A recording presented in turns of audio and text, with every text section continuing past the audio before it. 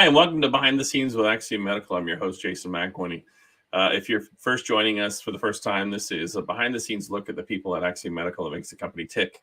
On every episode, I bring you someone, a different department, a different walk of life, different level in the company, and introduce you to that person. And I'm very excited for this one. So we have Chuck Kable, who is our Chief Legal and HR Officer. How are you doing, Chuck? I'm good, Jason. How are you? I can't complain. It's a beautiful, warm, sweaty day here in South Texas, which I'm sure you know. Yes, it is. So introduce yourself to the people. Let us know who you are, what you do here. Yeah. So as Jason said, my name's Chuck Kable. So my title is Chief Legal Officer and Chief Human Resources Officer. A lot of chiefs. Fancy title, but basically what I try to do here is I help manage risk for the organization on the legal side. There's a bunch of tactical stuff that I do. I help with insurance renewals, or my team does, I should say. I don't typically get too involved in that stuff anymore, but manage risk, insurance, if there's any disputes that come up, any employment related issues, that's where the legal department will pop in. Contract reviews, we help sales team, work with them a ton.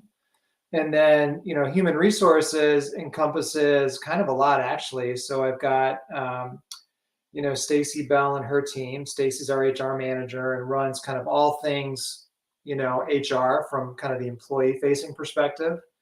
And then we also have our talent development team that's run by Brandy Roberts. And so those folks all kind of report up to me.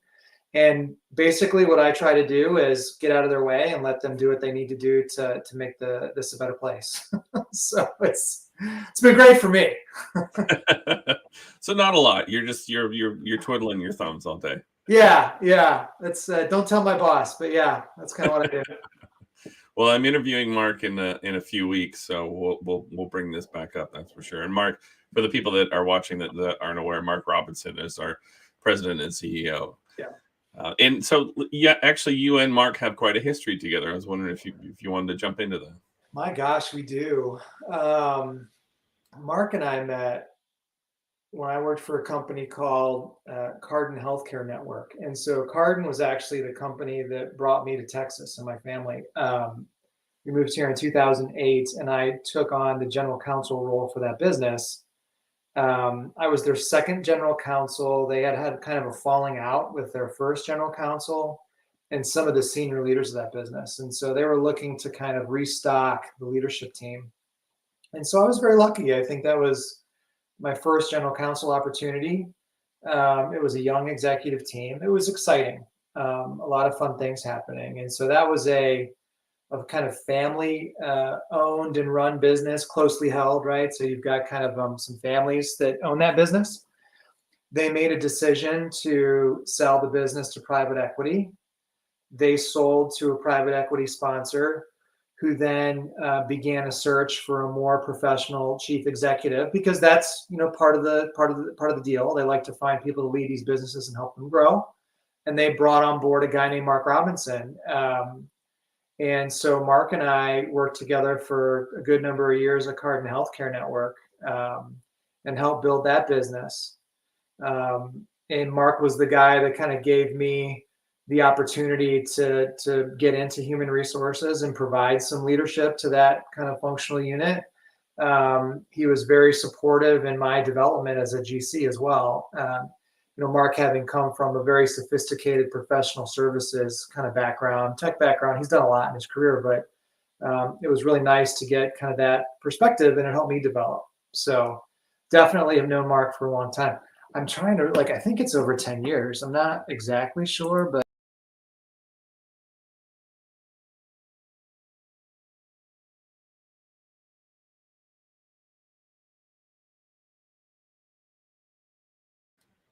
Looks like we lost Chuck there. We had some technical difficulties. He may have clicked out of thing. Well, oh, here he is. I'm going to bring him back in. Yeah. Hey, welcome, Chuck Kable, everyone. I'm a lawyer, not a technology guy. Sorry. No, so what I was trying to figure out was how long I've known him. People probably don't care, but now my curiosity's piqued here. So let me see. Well, now we need to know. I know. I mean, shoot, I kind of dropped off. Let's see here. So, yeah, I started Carden in 2008. So 2000, probably 9-ish. Wow. So God, 10, 13 years. 13 years. It's been a long time. That's a long time. Long time.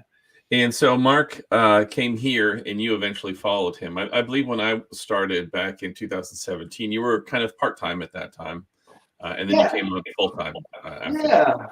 Yeah. Well, Mark had, I ended up transitioning to a different role. I moved from Carden. I became the chief legal officer for a company called Ameris. And Ameris builds and operates these things called micro hospitals. So it's like a small footprint, fully licensed hospital, accepts Medicare, Medicaid, everything, all insurance, right? And we would get into joint venture partnerships with kind of brand name health systems across the country, and we would build and then operate these facilities. I've been doing that for, I think, 5 years, 4 or 5 years, I think. And Mark had just recently taken on the role of CEO of Axiom. And he gave me a call and asked me if I was interested in some consulting work. And so I originally came on board as a consultant, just helping set up some process, kind of modernize contracts a little bit, and just be that kind of strategic resource as the team needed it. And as you say, I mean, that was around the time, I think 2016 is when I started doing that. And you came on board in 2017. And then I came on board full time, I think in like 2018, I want to say. Ish. So Something around there. And did you work with Marcus Bahina in Ameris, or was that? Oh yeah. So Marcus is associate GC here at Axiom. Yeah, Marcus was actually the first lawyer that I hired at Ameris, and so I was chief legal officer there. Needed to hire. There was a corporate externship or an internship program through Marcus's law school, SMU Dedman School of Law. And that's how I met Marcus. I interviewed, I think, 3 different students or young attorneys, I should say. They were all graduates and had licensed themselves. But Marcus, kind of had a really good vibe, kind of for lack of a better term. I think to be an in-house attorney, it takes a certain kind of mannerism and a certain mindset. And the first thing that I kind of looked for was an individual that was able to kind of exude that calm demeanor, which I think is critically important in a lot of what we do day in and day out. And Marcus fit the bill. And he worked with me for a number of years before I actually left and came to work for Axiom. And then he did some other cool stuff, after Ameris. And then we kind of found our way back to each other, so to speak. I interviewed Marcus in the fall of last year. So if anybody is watching this on YouTube, click down below and you can get to know Marcus. And he has that even keel, relaxed vibe. Yeah. And to Marcus's credit, I mean, the guy is a workhorse. I mean, he knows how to get stuff done, and I really value that about him. I value his friendship and his partnership, but I think the guy knows how to get stuff done, and it's great to have. So that's great. So outside of what you do at Axiom, I understand you are an avid Disney World person. Is it strictly Disney World, or does it all sort of theme parks? I mean, we're avid vacationers, right, for lack of a better term, but our kind of trip of choice is Disney. I've got a big family, so I have 5 children. My wife and I together have 5 children.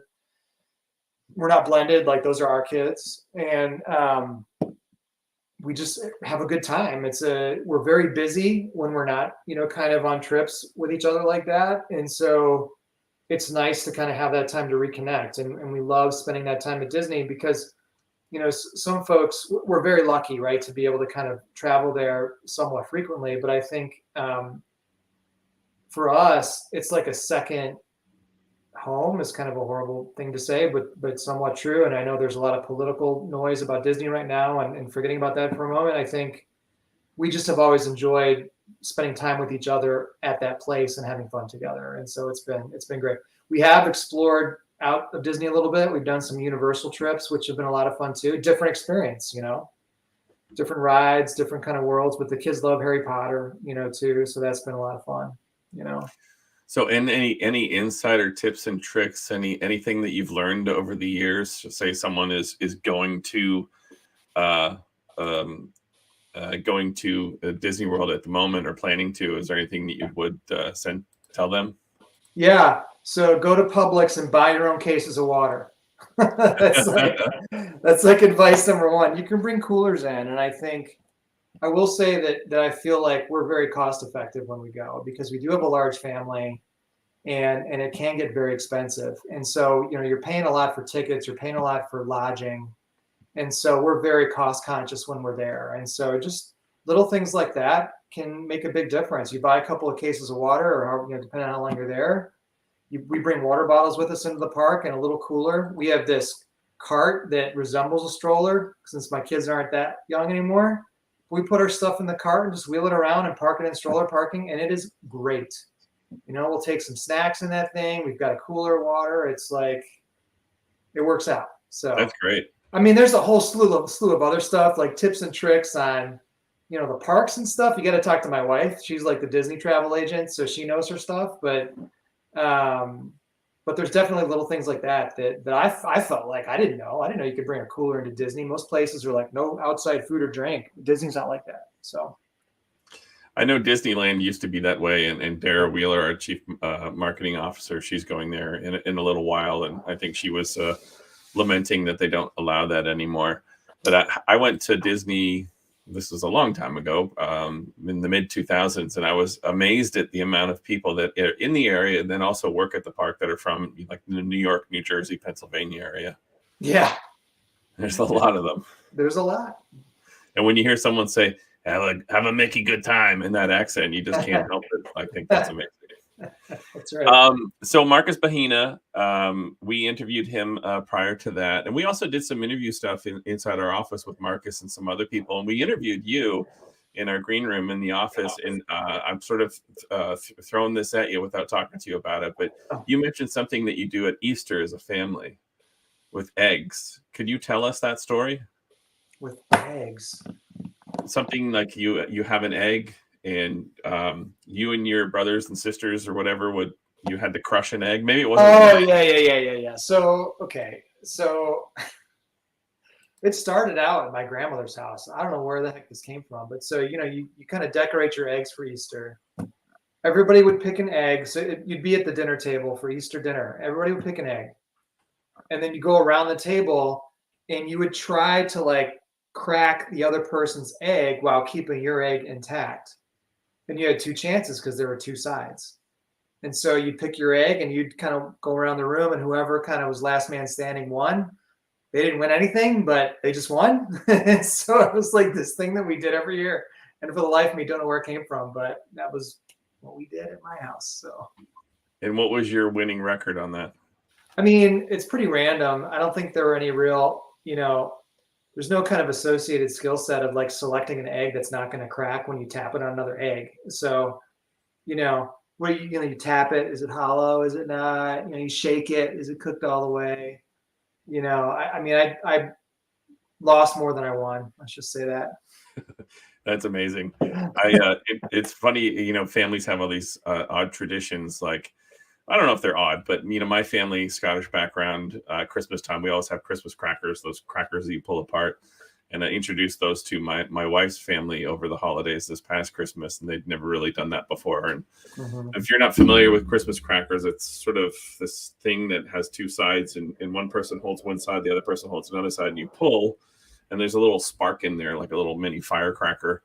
And if you get the end that has the section in the middle, you get what's in there. And it's usually like some sort of toy or a keychain, a really bad joke, and a paper crown hat that you wear. And everyone looks kind of silly. So, yep, paper crown.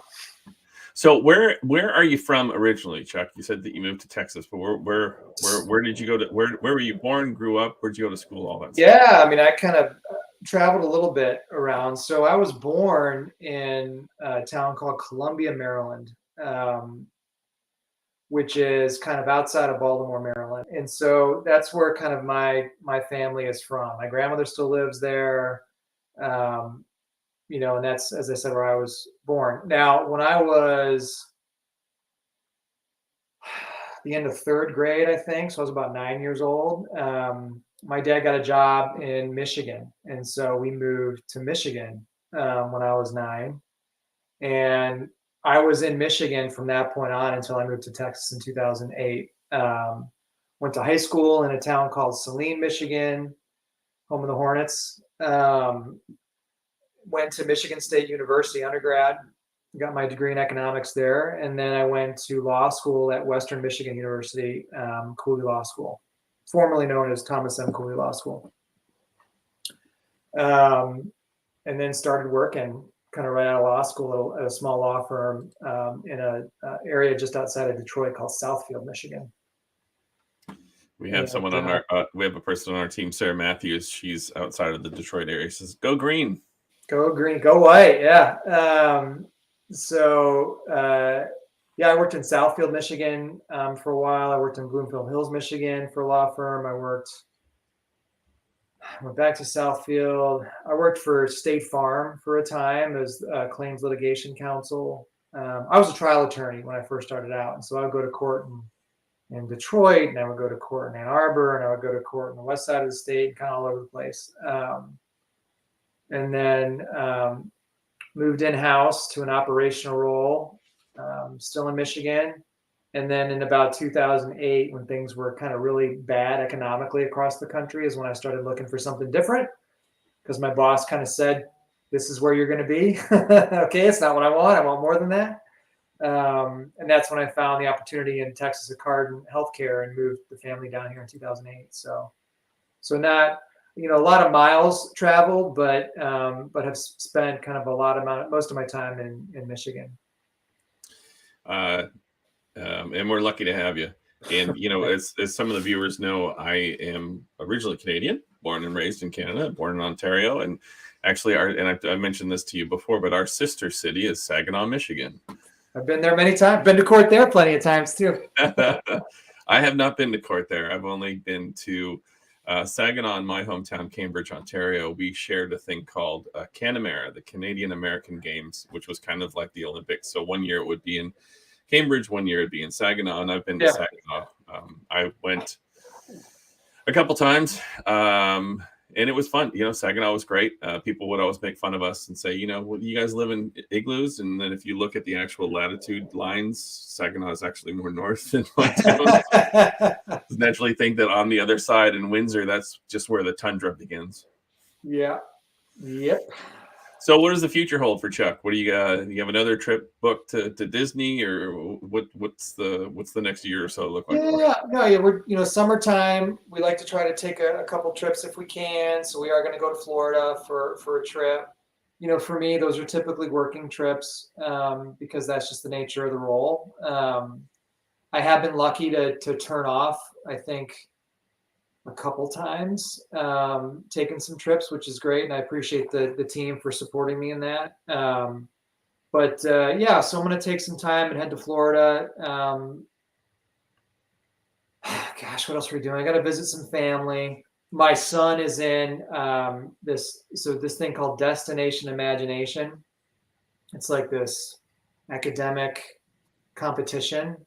And his team for his elementary school made it to the global competition, which is actually this weekend in Kansas City. So we're going to go to Kansas City this weekend and watch him, participate in that. So that's kind of cool and exciting. That's great. But that's that for summertime. For the rest of the year, really focused on supporting the team in launching Tempo Live. I think that the build up to kind of the behavioral health or mental health crisis in this country has been a long time coming. But I feel like the solution that the team has come up with, with a ton of support and guidance and know-how from Dr. Kurte has been like just eye-opening and pretty cool to see. And so, thinking about the next year from a work perspective, that's kind of where my head's at is supporting the team in that effort and making sure we're doing everything we can to help get the word out and grow that business. So let's jump into that. Maybe a lot of people that are watching may not have heard Tempo Live. I'd love to hear, what it is from your own perspective. Yeah, couple thoughts there, right? I think that you can talk about culture and you can perform employee NPS surveys until you're blue in the face, right? I mean, you can do that stuff, and look, Axiom, we do quarterly eNPS surveys, and it's good, it's helpful, right? There's a chance for people to share information, to tell us how we're doing, to challenge us to do things differently. That's fine as a group.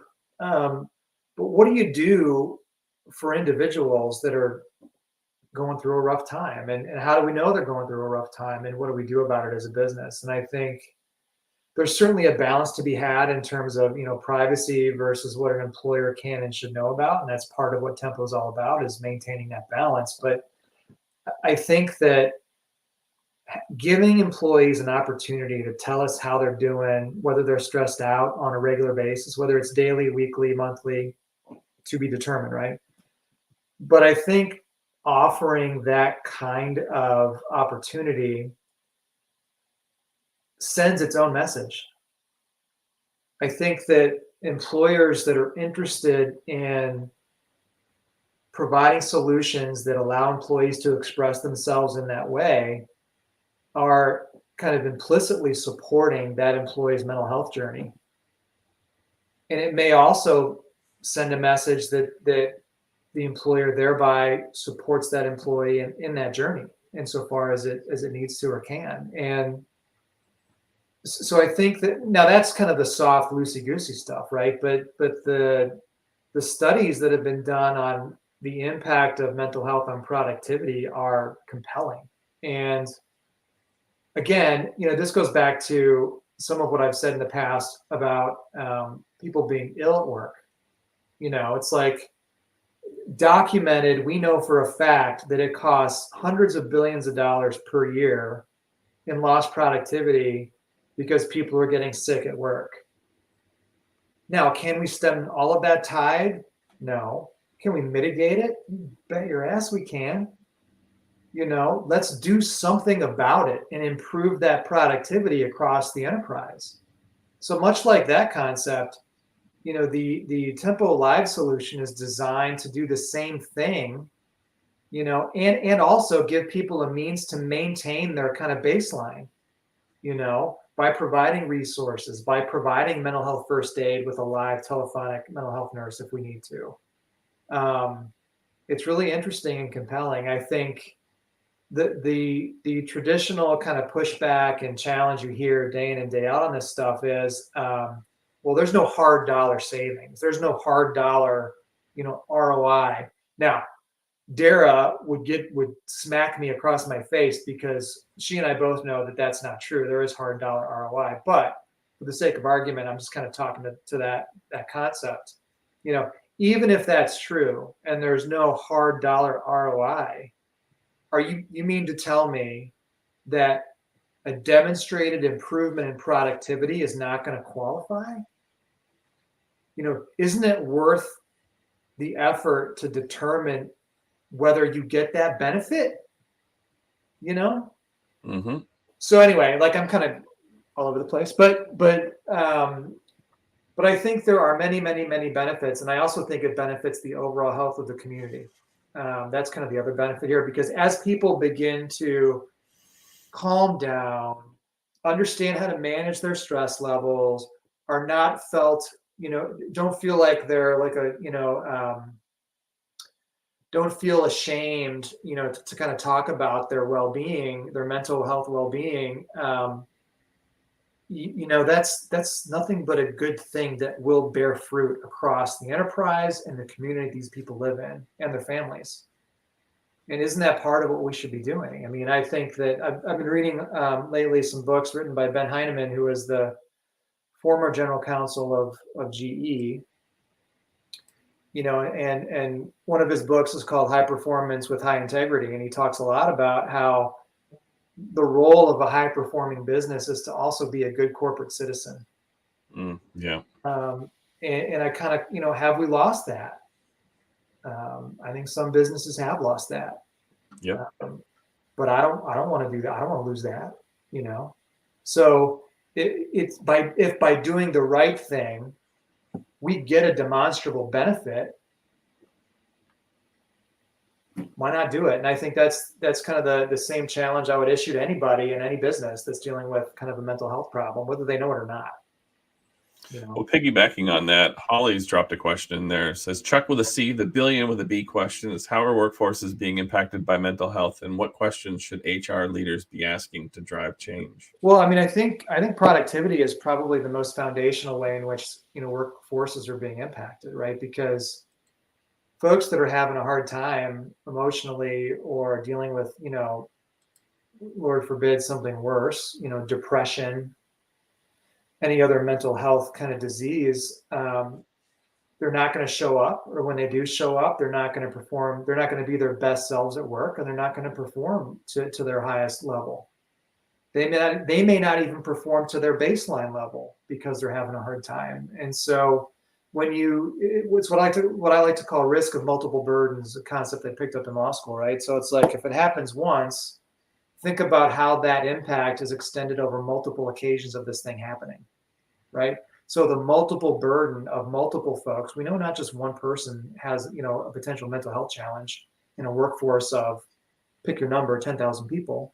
A certain percentage of those folks are going to have a challenge, right? And if you're getting varying degrees of productivity degradation because of those issues, you know, that's how it's impacting the workforce.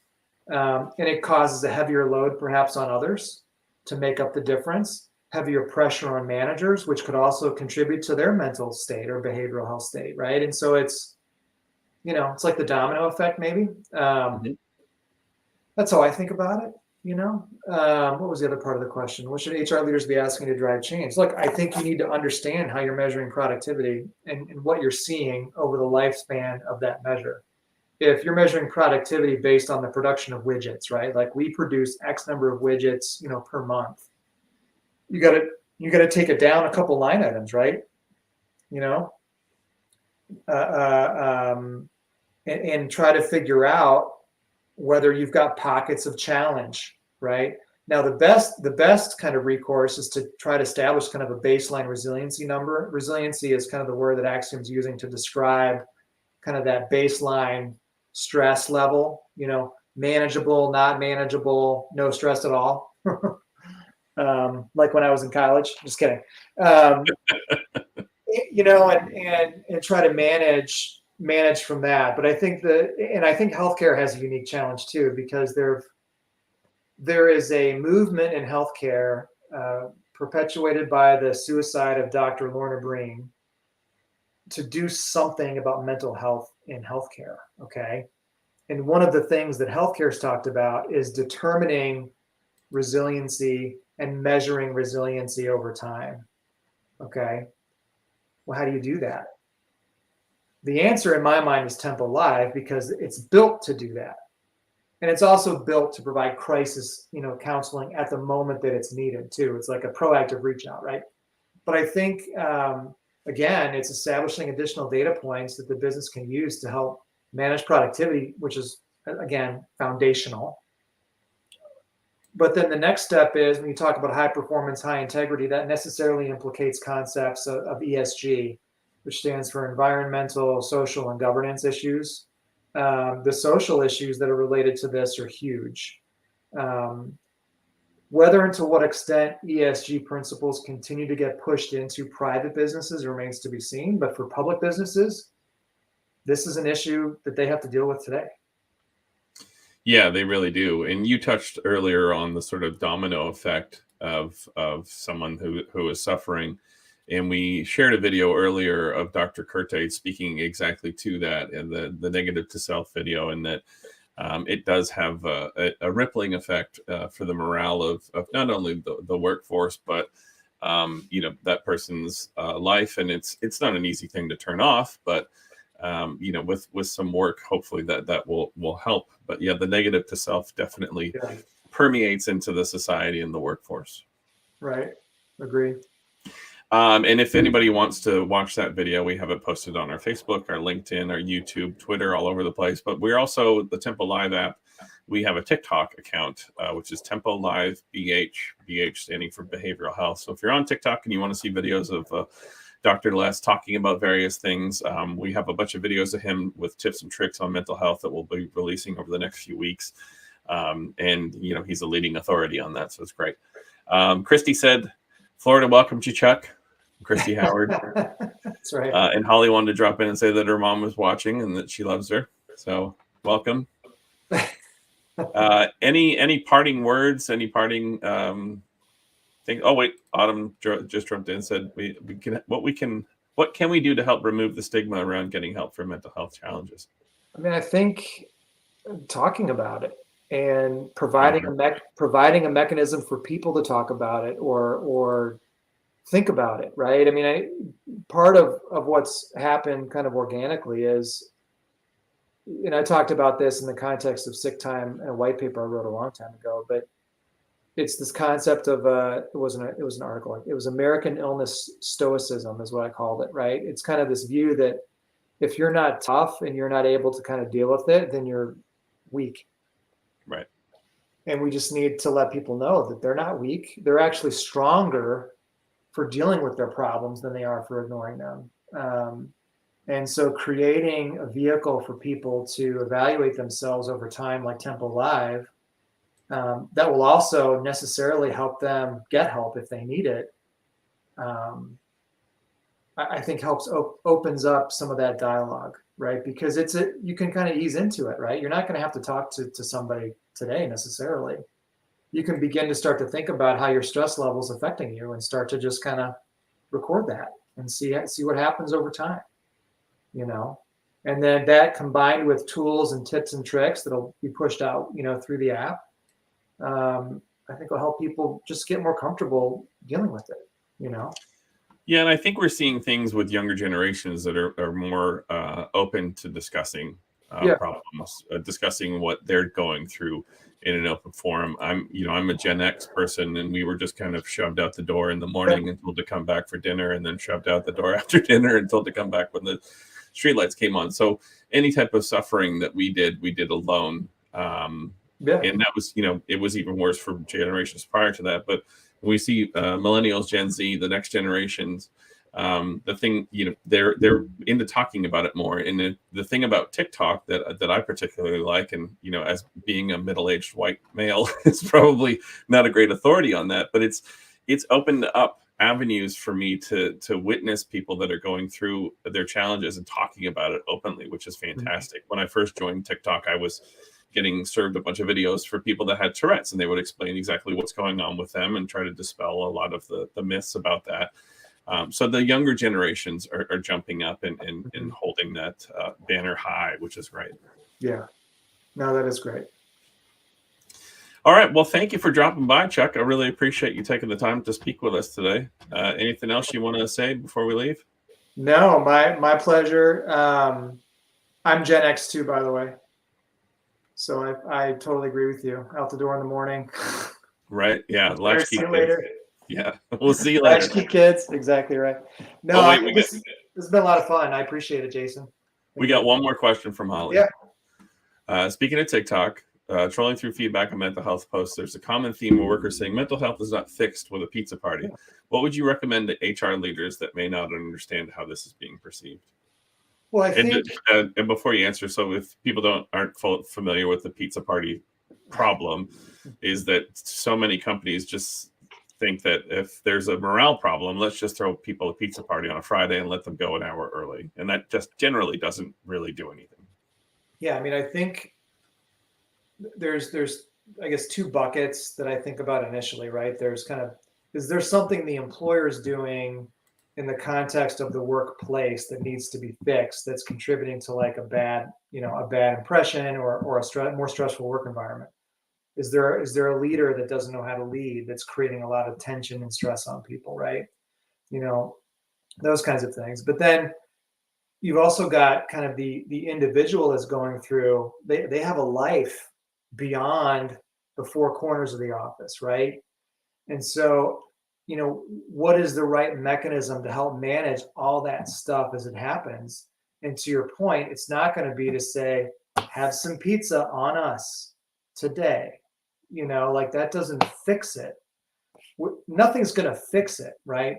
But what you need to be able to do as a business is recognize that these challenges exist and provide opportunities for folks to speak up, either anonymously or not, right? Depending on the circumstance, but just having a way for people to express themselves that probably needs to be more than just quarterly, right? We do EMPS is once a quarter, but we can do better. But at least from the Tempo Live side, you can set that cadence. It can be weekly, it can be daily, it can be monthly, it can be quarterly, but it can be when you're having a rough go and say, I feel super stressed today, and there can be a dialogue around the triggers for that stress to say, okay, are there factors in the workplace contributing to that? Well, yes. Okay, well, what are they? Well, there's just a lot of work to do. Okay, well, you're doing the same amount of work as everybody else. Yes, but my boss says that I'm lazy and slow. Oh, okay. Let's deal with that problem. Let's talk about that, right? Let's talk about how your performance is being perceived and managed. Mm-hmm. And let's see if there's a way to transition that manager to a better place, right? Because sometimes everybody thinks they're doing a good job and everybody thinks that they've got a view on what the right thing to do is. And you also have to be strong and courageous in recognizing that you may not know the best way to do something, or the way that you were taught may not be the way you should be doing it to impact the most, the highest number of people in the most positive way. So essentially the answer is kind of it's that feedback loop, creating that kind of cadence. But then there also needs to be action taken relative to that. People need to feel like they're being heard, and they need to see something change, or they need to be informed why it's not changing. And I think that helps. That doesn't solve the problem by any means, but maybe it helps, right? Because when you start to explain yourself a little bit and both sides come to a better understanding, I have to believe that you're going to see maybe a more calming effect that occurs because people understand why certain decisions are being made.